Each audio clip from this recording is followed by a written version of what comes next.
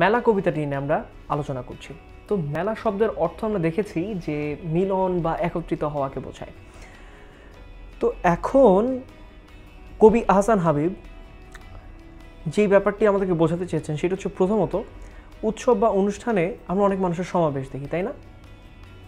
তো নানা রকমের যখন কোনো উৎসব হয়, সেটা জন্মদিনের হোক, সেটা বিয়ের উৎসব হোক, যে কোনো ধরনের উৎসব হোক, সেটা বৈশাখী উৎসব হোক, সেটা বইমেলা হোক, সেখানে আমরা মানুষের সমাবেশ দেখি। তো এবার পুরো পৃথিবীটাকে আমরা একটা মেলা হিসেবে চিন্তা করি।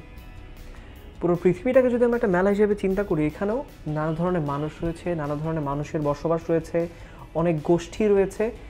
সেই গোষ্ঠীগুলো একত্রে মিলে একসাথে বসবাস করে এবং বিভিন্ন মানুষ বিভিন্ন ভাষায় কথাবার্তা বলে, বিভিন্ন মানুষ বিভিন্ন রকমের পোশাক আশাক পরিধান করে, এক একজনের খাদ্যাভ্যাস এক এক রকমের, তাই না?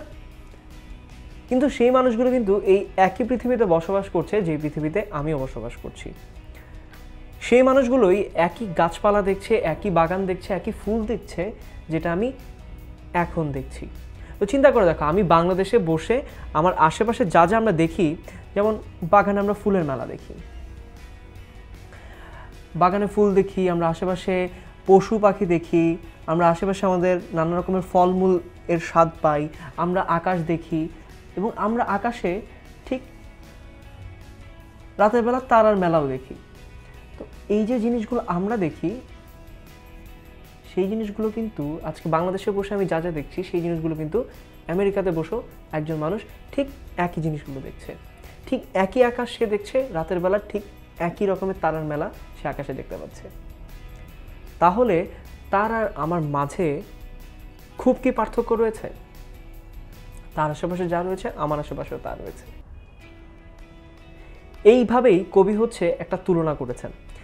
বাহ্যিক যে প্রাকৃতিক জগৎ, বাহ্যিক মানে হচ্ছে বাহিরের, প্রাকৃতিক জগৎ মানে আমাদের আশেপাশে প্রকৃতির যে উপাদানগুলো রয়েছে, সেই উপাদানগুলোকে নিয়ে তৈরি যেই জগৎ। তো বাহ্যিক যে প্রাকৃতিক জগৎ, এই বাহ্যিক প্রাকৃতিক জগৎ সবাই আমরা দেখি এবং মূলত এই কবিতাটি আহসান হাবীব শিশু কিশোরদেরকে উদ্দেশ্য করে লিখেছেন। তো এবার তাদের দিক থেকে চিন্তা করি, তাদের দৃষ্টিকোণ থেকে চিন্তা করি। শিশু কিশোরদের একটা আলাদা জগৎ থাকে, আমরা সবসময় এই জিনিসটা একটু খেয়াল করে থাকি। কারণ হচ্ছে তাদের যে বয়সটা, সেই বয়সে তাদের সব কিছুর প্রতি একটা আলাদা আগ্রহ থাকে, তারা অনেক কল্পনা করতে ভালোবাসে। তো যার কারণে তাদের একটা আলাদা জগৎ তৈরি হয়। তো এই জগৎটা একটা মেলার মতো। আকাশের নীলের মধ্যে যে উদারতা রয়েছে, ফুলের মধ্যে যে পবিত্র সুবাস রয়েছে, পাখির গানের মধ্যে যে সুর রয়েছে, এর সবই পেয়েছে শিশু কিশোররা। অর্থাৎ লেখক এখানে এই যে বাগানের ফুল, পশু পাখি, আকাশের তারা, আকাশের নীল, আকাশের উদারতা, এর সাথে শিশু কিশোরদেরকে তুলনা করেছেন। মূলত শিশু কিশোর যারা রয়েছে, এদের মনে কিন্তু কোনো রকম পাপ পঙ্কিলতা নেই। অর্থাৎ এরা কখনো কারো ক্ষতি করার চিন্তা করে না, এরা কখনো গায়ের রং বা কারো ধর্মের ভিত্তিতে কাউকে আলাদা করে না। খেলার সময় খেয়াল করো, কে হিন্দু, কে মুসলমান, কে কালো, কে সাদা, সেটা নিয়ে কিন্তু শিশুদের কখনোই কোনো মাথা ব্যথা থাকে না। তারা শুধুমাত্র খেলার জন্য একজন সঙ্গী খোঁজে। তো যে কারণে কবি শিশুদেরকে আকাশের উদারতার সাথে তুলনা করেছেন, ফুলের মধ্যে যেই পবিত্র সুবাস রয়েছে, সেই পবিত্র সুবাসের সাথে তুলনা করেছেন। তাহলে আমরা এখন দেখি কিসের কিসের সাথে কবি শিশু কিশোরদেরকে তুলনা করেছেন। 1, ফুলের সুবাস।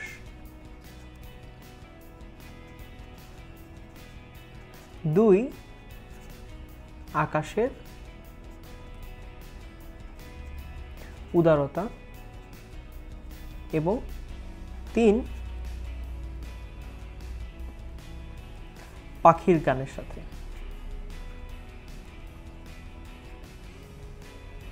কবি মনে করেন পাখির গানের মধ্যে যে সুর রয়েছে, সেটা শিশুদের মধ্যেও রয়েছে। একটা চিন্তা করে দেখো, একজন শিশু যখন জন্মগ্রহণ করে, তখন সবার প্রথমে সে যখন কথা বলার চেষ্টা করে, মুখ দিয়ে শুধুমাত্র তার কিছু সামান্য আওয়াজ বেরোচ্ছে, কিন্তু কোনো শব্দ, কিন্তু পূর্ণাঙ্গ শব্দ কিন্তু বেরোচ্ছে না। আ উ কান্না বেরোচ্ছে বা ভ্যা ভ্যা করে একটা শিশু কাঁদছে। তো এই কান্নাটা কিন্তু তুমি খেয়াল করে দেখো, সে যেই দেশেই জন্মগ্রহণ করুক না কেন, প্রত্যেকটা শিশুর একই রকমের কান্না থাকে, একই রকমের শব্দ থাকে। তো যে কোনো পাখিরই এই যে কলতানটা, সেই কলতানটা হয়তো আমরা বুঝতে পারি না, আমরা পাখি কি বলছে আমাদেরকে বুঝতে পারি না, তেমনি শিশুরাও সেই কান্নার মাধ্যমে, সেই আধো আধো বলের মাধ্যমে কি বলার চেষ্টা করছে সেটা আমরা অনেক সময় বুঝতে পারি না। তো সেই দিক থেকে কবি পাখির গানের সাথে শিশুদেরকে তুলনা করেছেন। তার পরবর্তীতে আমরা কবি শিশু কিশোরদের অভ্যন্তরীণ জগৎ নিয়ে কথা বলেছেন। সেই অভ্যন্তরীণ জগৎটা কি? তা আমরা বলছিলাম যে শিশু কিশোররা যখন তাদের আগ্রহ অনেক জন্মাতে থাকে, তারা নিজেদের একটা আলাদা জগৎ তৈরি করে নেয়। সেই জগতে তাদের মধ্যে কোনো হিংসা থাকে না, তাদের মধ্যে অনেক রকমের কল্পনা থাকে, সে কি করতে চায় ভবিষ্যতে, বা তার কি করার ইচ্ছা রয়েছে, সেই ইচ্ছাগুলোর প্রতিফলন থাকে, এবং তাদের মধ্যে সবসময় স্নেহ এবং প্রীতির একটা প্রকাশ ঘটে থাকে। তো দেশকালের সীমানা ভেঙে সে যেই দেশেরই শিশু হোক না কেন, তাদের এই যে জগৎটা প্রায় একই রকম হয়ে থাকে। সেই কথাই কবি এখানে বলেছেন, এবং তিনি মনে করেন এই কারণেই আমরা পৃথিবীর যেই প্রান্তে যেই বসবাস করি না কেন, আমরা একটা অভিন্ন পৃথিবীতে বসবাস করি। আমরা মানুষ হিসেবে একদমই অভিন্ন। আমাদের মৌলিক যেই চিন্তাভাবনাগুলো, সেই চিন্তাভাবনাগুলো সকল শিশু কিশোরীরই এক।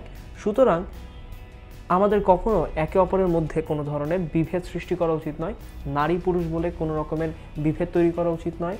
সবসময় শিশু এবং কিশোরদের, সে ছেলে হোক মেয়ে হোক, তাদের একটা মানসিক ঐক্য প্রয়োজন। এই কথাটি পুরো কবিতাতে লেখক আমাদেরকে বোঝানোর চেষ্টা করেছেন।